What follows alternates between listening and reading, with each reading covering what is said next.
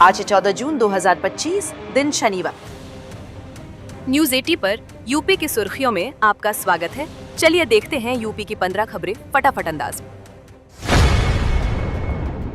उत्तर प्रदेश में योगी आदित्यनाथ सरकार ने गन्ना किसानों को सशक्त बनाने की दिशा में बड़ी पहल की है।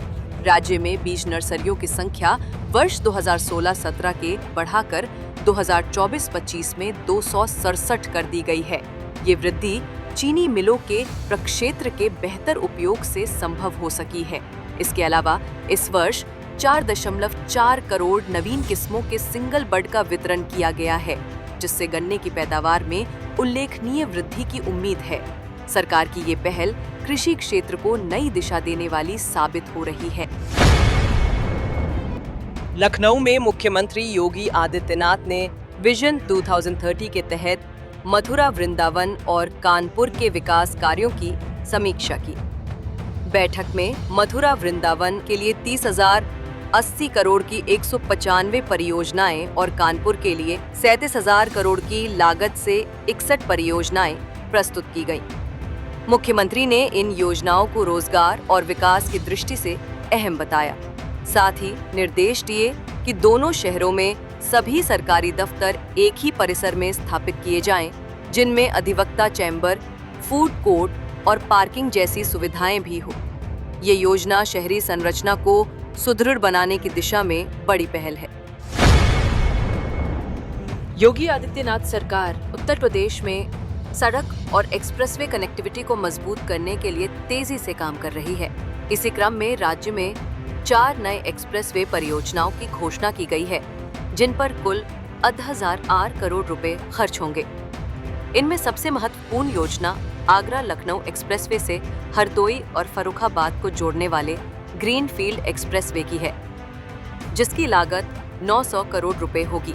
इन परियोजनाओं से न केवल यातायात सुविधाएं बेहतर होंगी, बल्कि राज्य के औद्योगिक, आर्थिक और सामाजिक विकास को भी नया आयाम मिलेगा। यह पहल प्रदेश को प्रगतिशील भविष्य की ओर ले जाएगी। उत्तर प्रदेश की योगी सरकार आगामी विधानसभा चुनावों से पहले पूर्वांचल को एक बड़ी सौगात देने जा रही है। मुख्यमंत्री योगी आदित्यनाथ 17 जून को गोरखपुर लिंक एक्सप्रेसवे का उद्घाटन करेंगे। 91 किलोमीटर लंबा ये एक्सप्रेसवे गोरखपुर को लखनऊ से सीधे जोड़ेगा और यात्रा का समय घटाकर महज 3 से 3.5 घंटे कर देगा। यह एक्सप्रेसवे प्रदेश की आधारभूत संरचना को मजबूती देगा। इसके चालू होने के साथ ही उत्तर प्रदेश देश का पहला ऐसा राज्य बन जाएगा जहां 8 चालू एक्सप्रेसवे होंगे। इस परियोजना से क्षेत्रीय विकास और कनेक्टिविटी को जबरदस्त बढ़ावा मिलेगा।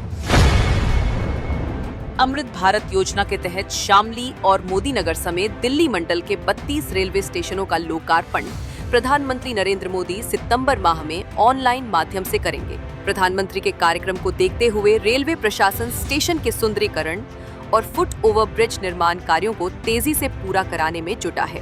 अमृत भारत योजना के अंतर्गत 25 करोड़ 50 लाख रुपए की परियोजना को स्वीकृति मिली थी। 6 अगस्त 2023 को प्रधानमंत्री नरेंद्र मोदी ने केंद्रीय रेल मंत्री की उपस्थिति में इन परियोजनाओं की आधारशिला रखी थी। अब इन स्टेशनों को आधुनिक सुविधाओं से लैस किया जा रहा है। यूपी में 21 स्टेट हाईवे का होगा चौड़ीकरण। उत्तर प्रदेश सरकार ने राज्य में यातायात जाम की समस्या को दूर करने के लिए बड़ा कदम उठाया है। अब प्रदेश के 21 राज्य राजमार्गों को चौड़ा कर 4 लेन में बदला जाएगा। फिलहाल ये सड़कें 7 से 14 मीटर चौड़ी हैं, जिन्हें अब 14 से 25 मीटर तक विस्तारित किया जाएगा। लोक निर्माण विभाग ने इन सड़कों का सर्वे कर प्रस्ताव सरकार को भेज दिया है। इन 21 सड़कों में 3 वाराणसी और 2 हरदोई जिले से जुड़ी हैं।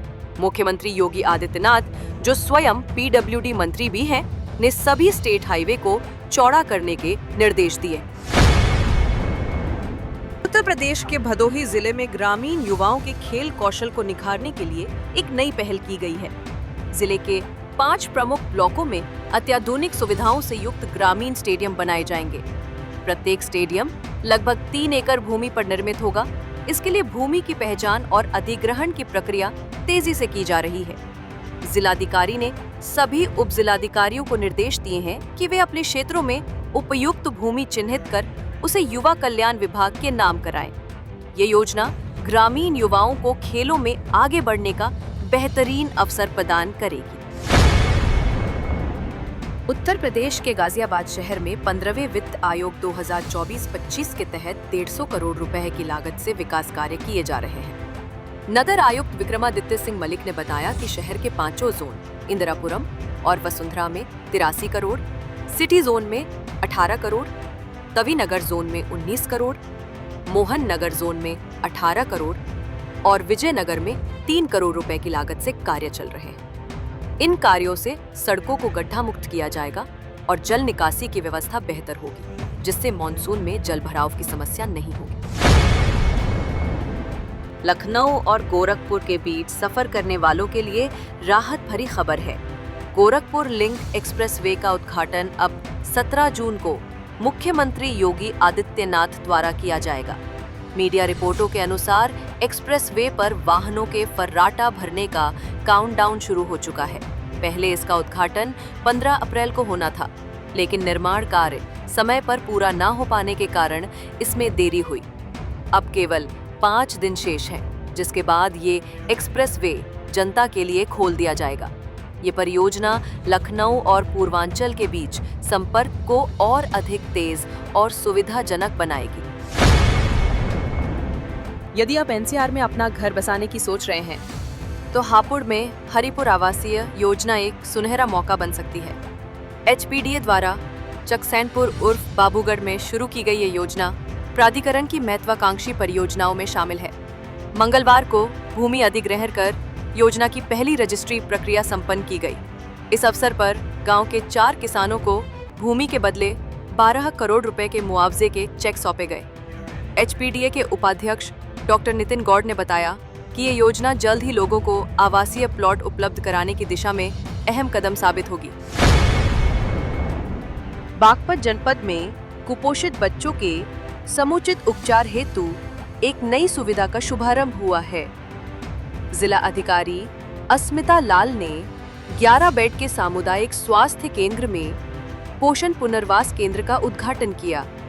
इस केंद्र में 6 बेड की व्यवस्था की गई है, जहां अति कुपोषित बच्चों को 6 से 7 दिनों तक भर्ती रखकर विशेष देखभाल और पोषण युक्त आहार प्रदान किया जाएगा। बच्चों की माताओं के ठहरने की भी समुचित व्यवस्था की गई है, जिससे देखभाल में कोई कमी न हो। डीएम ने स्वास्थ्य कर्मियों को संचालन हेतु आवश्यक दिशा निर्देश भी दिए हैं। ये पहल जिले के बच्चों के स्वास्थ्य सुधार में मील का पत्थर साबित होगी। अलीगढ़ में जाम की समस्या से जल्द राहत मिलने जा रही है। अलीगढ़ पलवल हाईवे पर लगभग 10 वर्षों से अटका बाईपास प्रोजेक्ट अब धरातल पर उतर चुका है। सोमनाथ से गांव जरार तक बाईपास निर्माण कार्य ने रफ्तार पकड़ ली है। ये 4 लेन बाईपास खैर और जट्टारी में लगने वाले घंटों के जाम से निजात दिलाएगा। National highway authority of India द्वारा निर्मित इस परियोजना के तहत खैर में 10 किलोमीटर और जट्टारी में 5.5 किलोमीटर लंबी 4 लेन सड़क का निर्माण होगा। शासन से डीपीआर को मंजूरी मिल चुकी है। राजनीतिक घटनाक्रम के तहत उत्तर प्रदेश के पूर्व मंत्री स्वामी प्रसाद मौर्य ने 9 छोटे छोटे दलों को मिलाकर लोक मोर्चा नामक नया राजनीतिक गठबंधन बनाया और खुद को मुख्यमंत्री पद का उम्मीदवार घोषित कर दिया। इस पर समाजवादी पार्टी के सहयोगी और महानदल के नेता केशव देव मौर्य ने तीखा हमला बोला है। उन्होंने सोशल मीडिया प्लेटफॉर्म एक्स पर लिखा, नासमझ नेताओं को राजनीति नहीं करनी चाहिए। हर चुनाव से पहले ऐसे नेता मिलकर मोर्चा बनाते हैं। साथ ही उन्होंने कहा कि उत्तर प्रदेश में अगली सरकार सपा या बसपा के नेतृत्व में ही बनेगी। राजनीतिक घटनाक्रम के अंतर्गत उत्तर प्रदेश सरकार के परिवहन मंत्री दया शंकर सिंह ने बलिया में समाजवादी पार्टी सपा पर जमकर हमला बोला। उन्होंने कहा कि सपा में पिछड़ा, दलित और अल्पसंख्यक पीडीए वर्ग का कोई सम्मान नहीं बचा है। उन्होंने सवाल उठाया कि जब सपा के संगठन में ही इन वर्गों की उपेक्षा हो रही है, तो सरकार में क्या स्थान मिलेगा। उन्होंने सपा पर परिवारवाद का आरोप लगाते हुए कहा कि पार्टी के 24 शीर्ष पद मुलायम सिंह यादव के परिवार के लिए आरक्षित हैं और जो नया नेता बनना चाहता है उसे 25वें नंबर से शुरुआत करनी पड़ती है।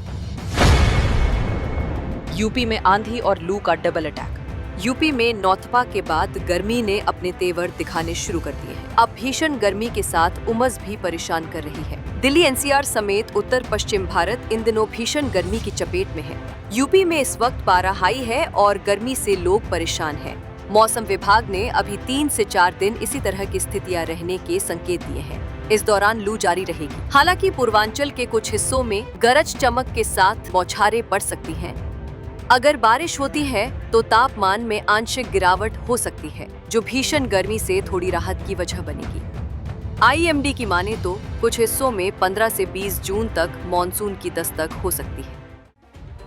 तो ये थी आज की 15 फटाफट खबरें। अगर आपको वीडियो पसंद आया तो वीडियो को लाइक, शेयर व कमेंट जरूर करें। धन्यवाद।